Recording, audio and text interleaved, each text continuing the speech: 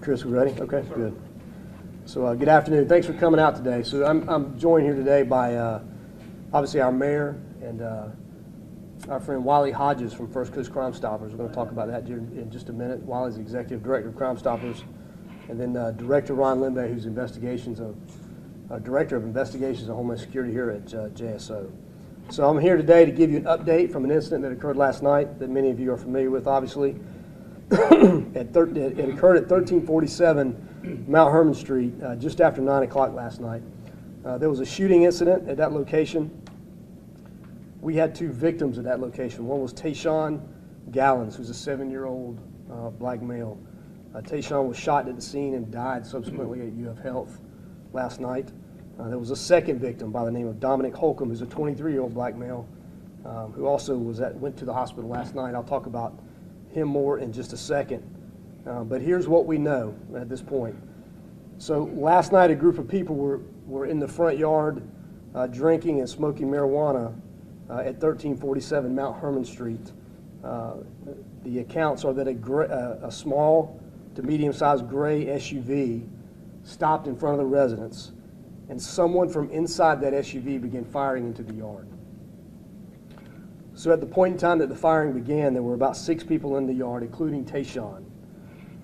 Those people in the yard included multiple convicted felons, a convicted drug dealer, and one person with active gang affiliation.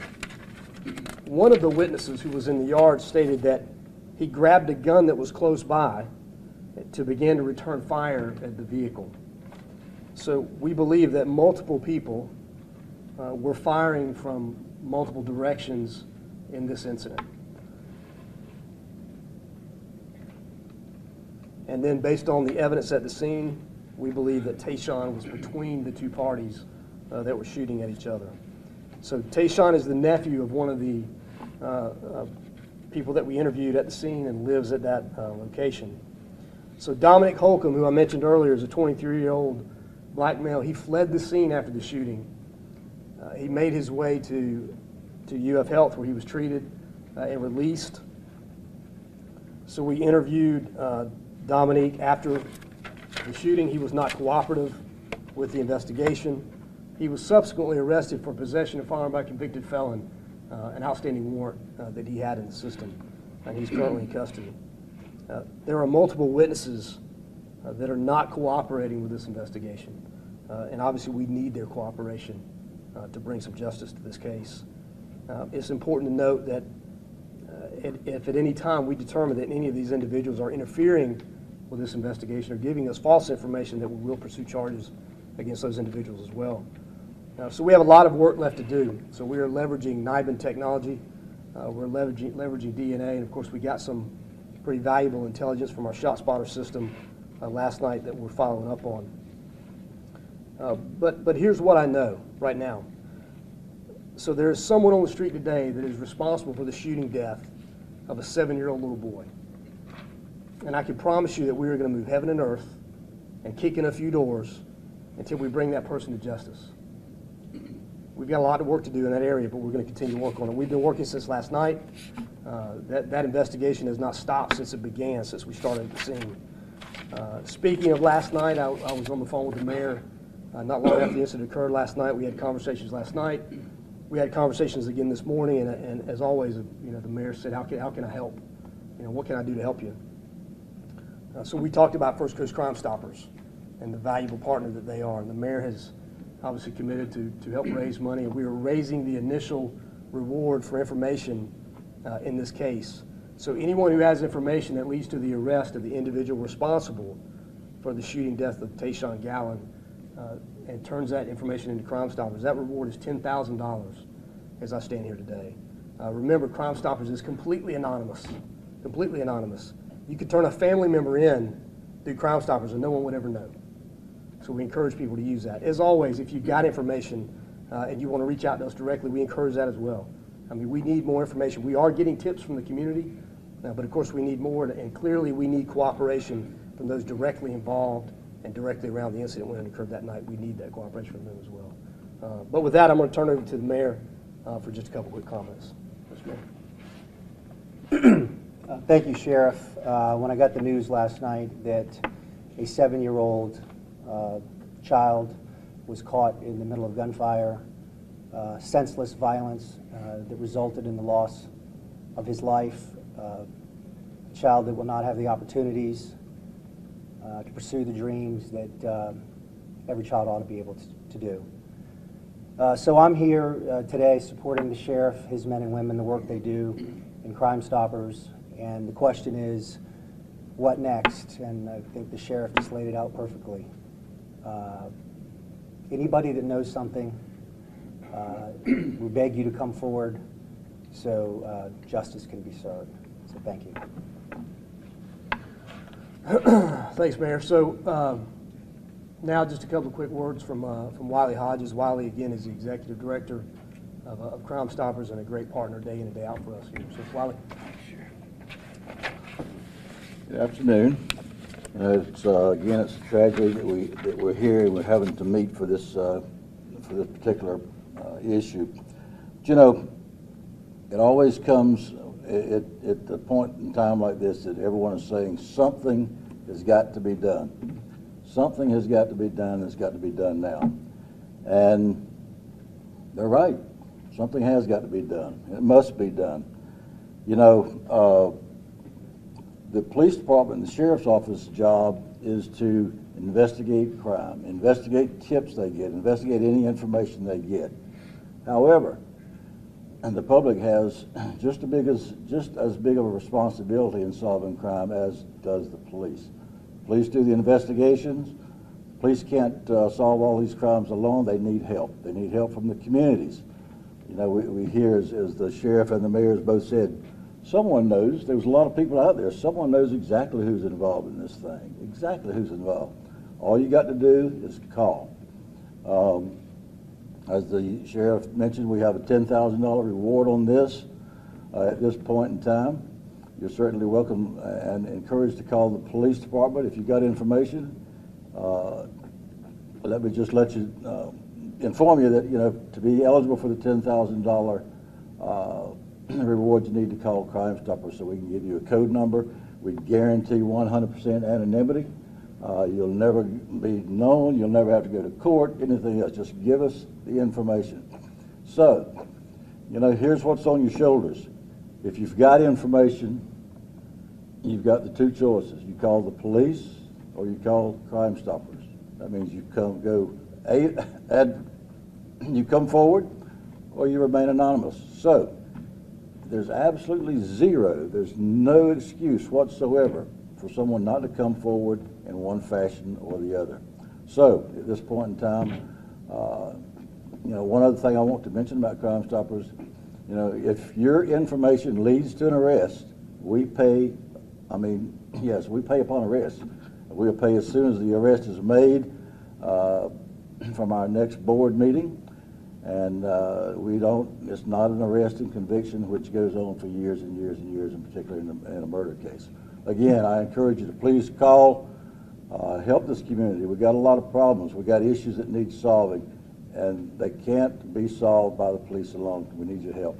We'll look forward to hearing from you. Thank you. Great. Thanks, Wiley. And again, you know, well said. There's no reason for someone not to come forward with information that helps us solve this case and get this individual off the street. If you don't want to reach out and don't feel comfortable reaching out, go the Crime Stoppers route.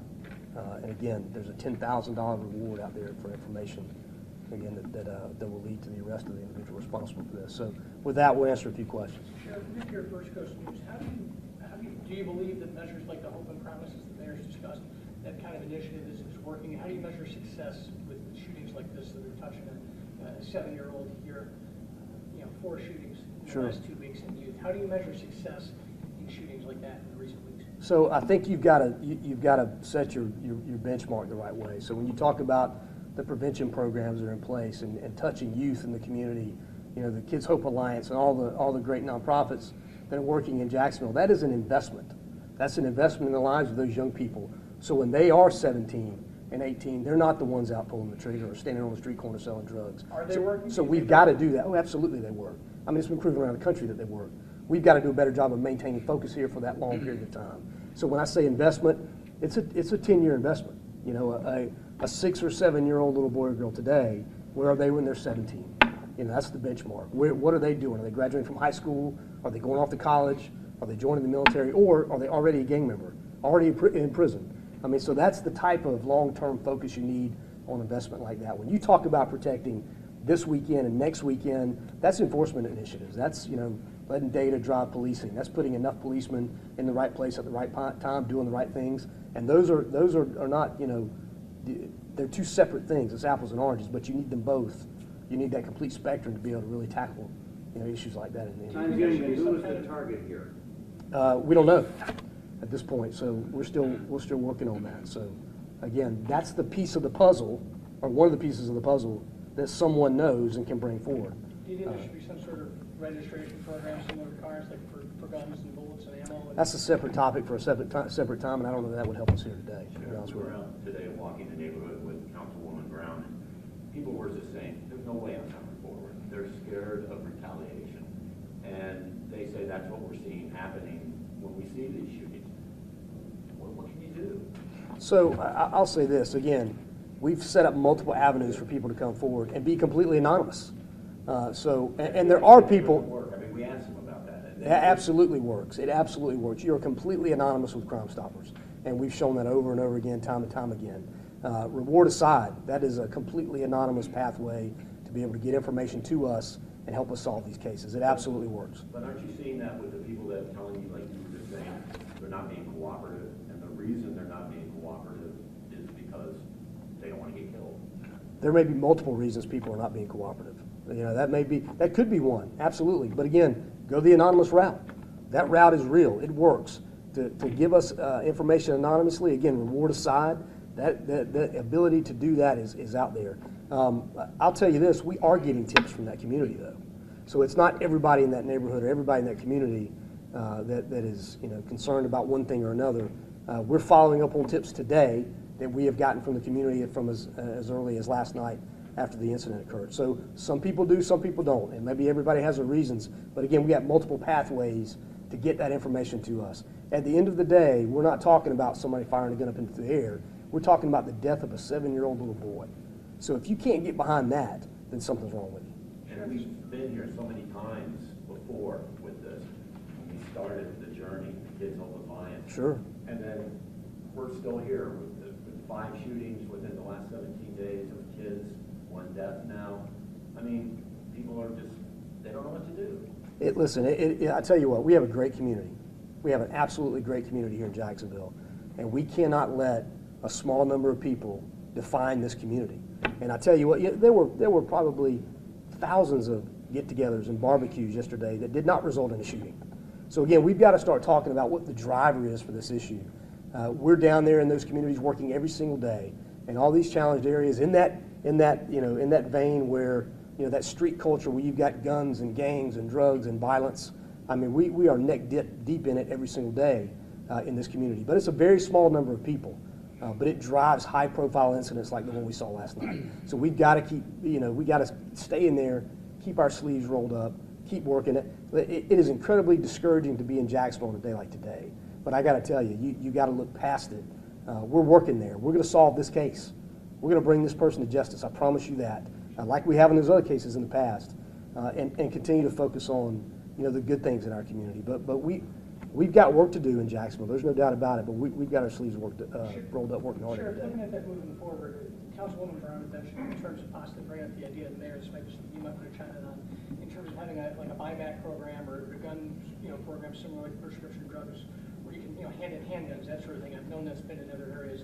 Is that something that you'd entertain, or that you think that should be done in addition to, you know, the steps of policing these areas and talking to witnesses, but maybe having a, you know, community type event every Wednesday or sort of thing? So we've done gun buybacks in Jacksonville before, and I'm not completely opposed to gun buybacks.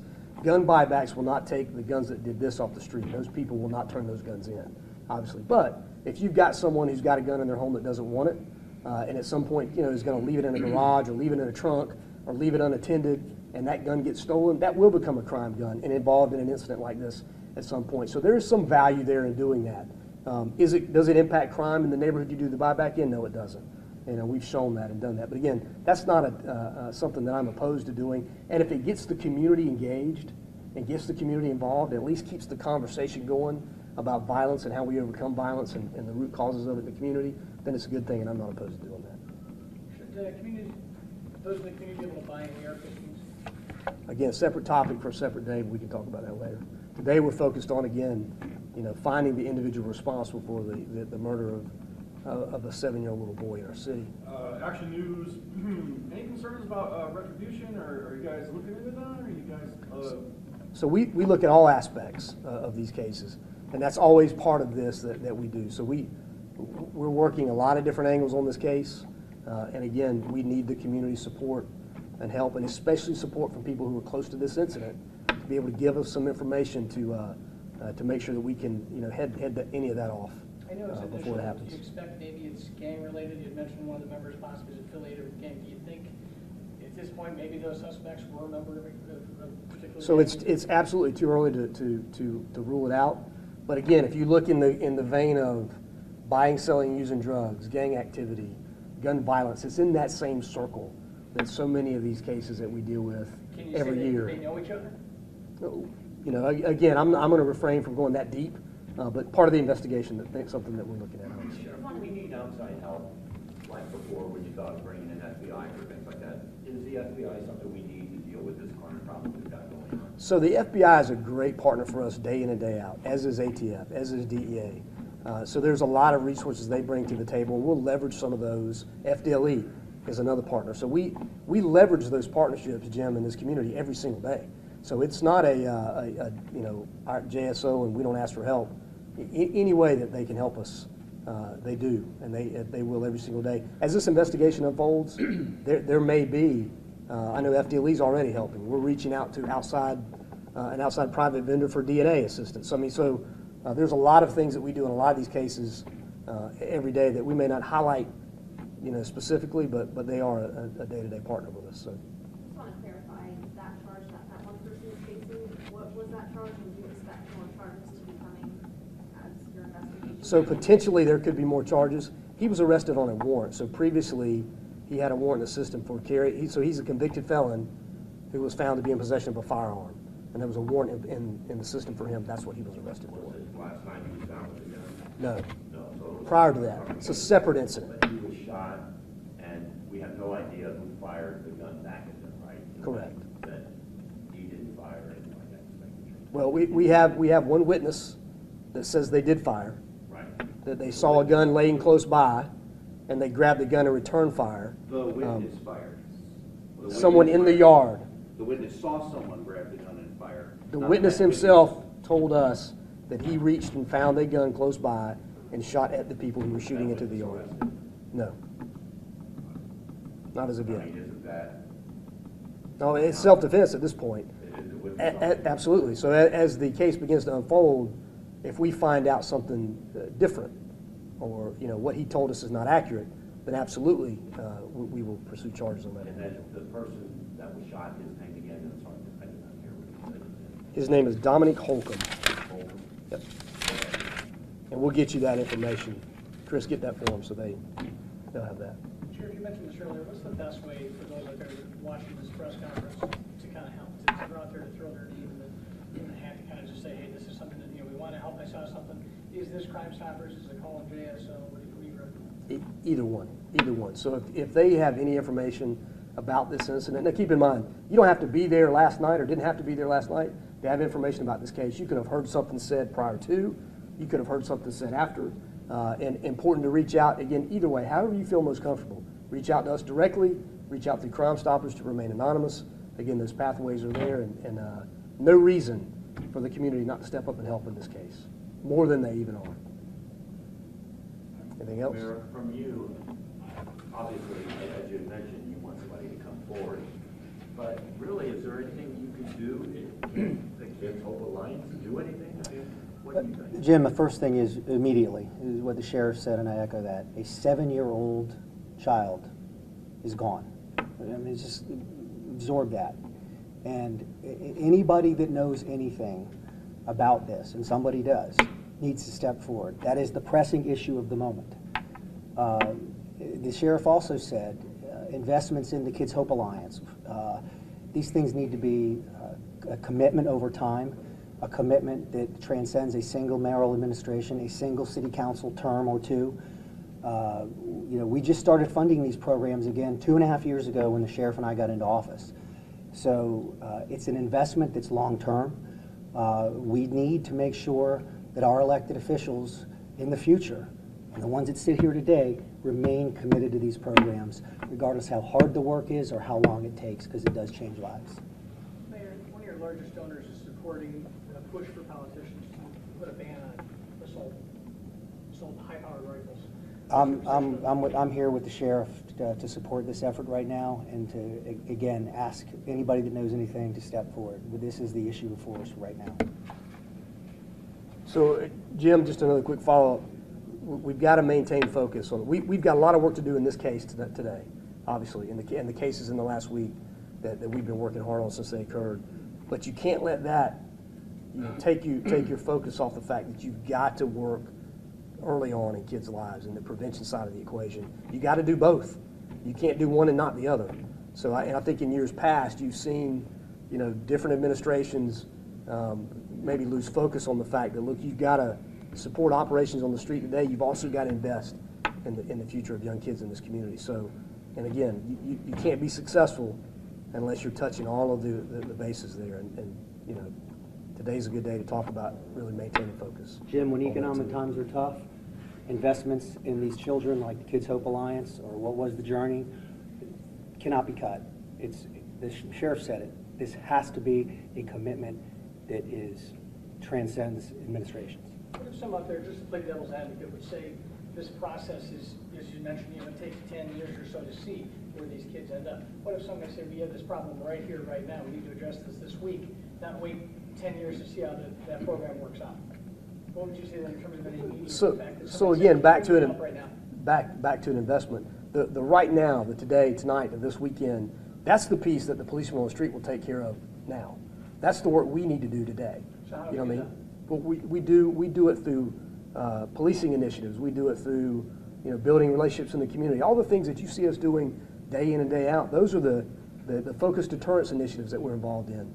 So we're involved in one of the only evidence-based violence reduction strategies anywhere in the world that's proven to be effective. And we've got that in place right here in Jacksonville that we've been working on for the last 1.5 years or so. So those are the kind of things, the creative things you need to do, and you need to have the right resources on the street. I mean, we made the case to the mayor early on that, look, the cuts were devastating to this agency. The cuts were dangerously devastating to this agency. Now, is that kind of what you're saying, that you need more on the street, more focus in high crime areas? Look, and I think that we've addressed that. So we've got, obviously through last budget cycle, the 100 officers approved. The first of those will begin to hit the street in early part of 19. You got an 11-month training process there. You can't, you've got to have that training to be on the street and be effective. So we're working on that stuff now, bridging the gap until, again, the cavalry arrives, so to speak. But that's what addresses the this weekend, the next weekend, the tonight, that the long-term approach to really undermining the root causes of violence. Keep in mind, we're treating symptoms today, at the end of the day. A lot of what we're doing is treating symptoms. To really get to the root cause, you've got to get involved in the lives of these kids early, and particularly boys, and get them on the right track and keep them away from gang members, drug dealers. Give them a vision of something beyond what they see day in and day out. That's what's going to help get this community over this problem once and for all. All right, thank y'all for coming out. Thank you. Sheriff, we actually had this little boy in one of our education stories at his little scholarship. He's in the first grade. Just amazing, just amazing. He's in the story. But he's there.